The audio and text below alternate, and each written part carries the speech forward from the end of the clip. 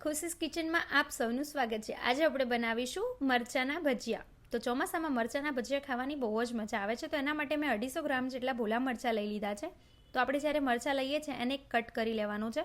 તો એક ચીરો કરી દેવાનો છે જેની અંદરથી આપણે નસો અને બિયા જે રહેલા હોય છે એને આપણે કાઢી લેવાના છે।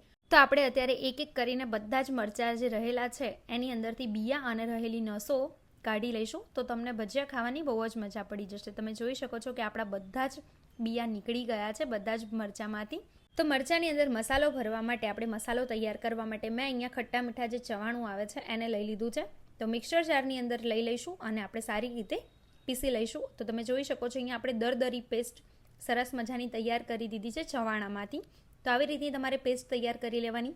એક બાઉલ લઈ લેવાનું, એની અંદર જે આપણે ચવાણાની પેસ્ટ રેડી કરેલી છે એને એડ કરી લઈશું। પછી આપણે એની અંદર મસાલો એડ કરીશું। તો મસાલામાં આપણે પહેલાં સ્વાદ પ્રમાણે મીઠું લઈ લઈશું, લાલ મરચું પાવડર લઈ લઈશું, પછી આપણે એની અંદર 1 ચમચી જેટલી ખાંડ એડ કરી દઈશું। બહુ મસ્ત ટેસ્ટ આવે છે। તો હવે આપણે લીંબુનો રસ એડ કરી દઈશું। તમારી પાસે નાનું લીંબુ હોય તો આખું એડ કરવાનું, અહીંયા આપણે અડધું લીંબુ એડ કર્યું છે અને બધા જ મસાલાને સારી રીતે આપણે મિક્સ કરી લઈશું। તમે જોઈ શકો છો કે મરચાંની અંદર ભરવાનો સરસ મજાનો મસાલો આપણો તૈયાર થઈ ગયો છે। તો હવે આપણે એની અંદર તેલ એડ કરી લેવાનું છે, કેમ કે તેલ એડ કરવાથી તો મસાલો સારી રીતે સેટ થઈ જાય છે। તો જ્યારે આપણે મરચાંમાં ભરીએ છીએ ત્યારે છૂટો નથી પડતો।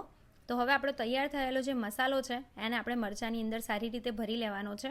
તો આપણે જે ચીરો કરેલો હતો ત્યાંથી જ આપણે સરસ મજાની રીતે મસાલો ભરી લઈશું।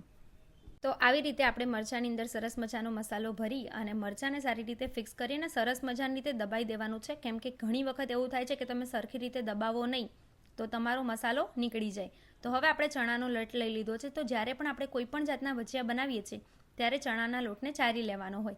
તો આ રીતે તમે જો ચારશો તો તમારો લોટ વાટકા કે કોઈ પણ બાઉલ તપેલીની બહાર નહીં જાય। તો હું આ રીતે જ ચારું છું। તો તમે જોઈ શકો છો કે આપણો બધો જ લોટ અત્યારે ચરાઈ ગયો છે। તો હવે આપણે બેટર બનાવી લઈશું। તો બેટર બનાવવા માટે અહીંયા સ્વાદ પ્રમાણે થોડું મીઠું એડ કરી લીધું છે। મીઠું એડ કર્યા પછી આપણે એની અંદર મિક્સ કરી લઈશું સારી રીતે, કેમ કે મીઠું સારી રીતે આપણા બેટરની અંદર મિક્સ થઈ જાય। તો મિક્સ થઈ જાય એના પછી આપણે સોડા એડ કરી દઈશું। સોડાને એક્ટિવેટ કરવા માટે એની ઉપર આપણે લીંબુનો રસ એડ કરી દઈશું। તો આપણો સોડા એક્ટિવેટ થઈ જશે। તો સોડા એડ કર્યા પછી આપણે બધા જ મિશ્રણને મિક્સ કરી લઈશું અને પછી જરૂરિયાત પ્રમાણે પાણી એડ કરતાં કરતાં બેટર સરસ મજાનું તૈયાર કરી લઈશું। તો મેં અહીંયા આગળ 1 કપ જેટલું પાણી લીધેલું છે। આપણે જેટલી જરૂરિયાત હોય એટલું પાણી એડ કરવાનું। વધારે પડતું પતલું કે વધારે પડતું જાડું બેટર ના થઈ જાય એનું ધ્યાન રાખવાનું। તો પાણી એડ કરતાં કરતાં આપણું સરસ મજાનું આપણે બેટર રેડી કરી દેવાનું છે અને વધારે પડતું જાડું નથી રાખવાનું, એટલે મેં ફરી થોડું પાણી એડ કરી દીધું છે। મારે આ બેટર બનાવવામાં અડધો કપ જેટલું પાણીની જરૂર પડી છે। તો આપણું સરસ મજાનું બેટર રેડી થઈ ગયું છે। આપણે મરચાંના ભજીયા બનાવવાના છે, એના માટે આજે આપણે નવી ટ્રીકથી બનાવીશું। તો એના માટે આપણે એક ગ્લાસ લઈ લીધું છે ને ગ્લાસની અંદર આપણે બેટર એડ કરી દીધું છે। ગ્લાસની અંદર તમે બેટર એડ કરી દો તો તમને મરચાંના ભજીયા ઉતારવા એકદમ ઇઝી થઈ જાય છે। તો ગેસ ઓન કરી લઈશું, તેલ મૂકી દઈશું કઢાઈની અંદર। તો આપણું તેલ સરસ મજાનું ગરમ થઈ જાય એના પછી આપણે ગ્લાસની અંદર ડીપ કરી લેવાના છે મરચાંના જે આપણે ભજીયા માટેનું જે રેડી કરેલું છે મસાલા સાથેનું, એ ડીપ કરીને આપણે તેલની અંદર એડ કરી લઈશું। તેલ જ્યારે આપણું ગરમ થઈ જાય એના પછી તો આવી રીતે તમે મરચાંના ભજીયા બનાવશો ને તો બનાવવા એકદમ ઇઝી થઈ જશે અને બહુ જ ટેસ્ટી લાગે છે। તો અહીંયા આપણા બધા જ મરચાં જે આપણે બનાવેલા છે એને આપણે એડ કરી લઈશું અને મસ્ત મજાના મરચાંના ભજીયા આપણે તૈયાર કરી લઈશું। ચોમાસાની સિઝનમાં તમે કોઈ પણ પ્રકારના ભજીયા ખાઓ બહુ જ મજા આવે છે। તો આપણા ભજીયા સરસ મજાના તૈયાર થઈ ગયા છે અને કાઠિયાવાડ સાઈડ તો બહુ જ ખાય છે। કોના ફેવરેટ છે જરૂરથી કમેન્ટ કરજો। તો આપણે બધા જ મરચાંના ભજીયા તૈયાર કરી લઈશું અને સર્વિંગ ટ્રેની અંદર સર્વ કરી લઈશું।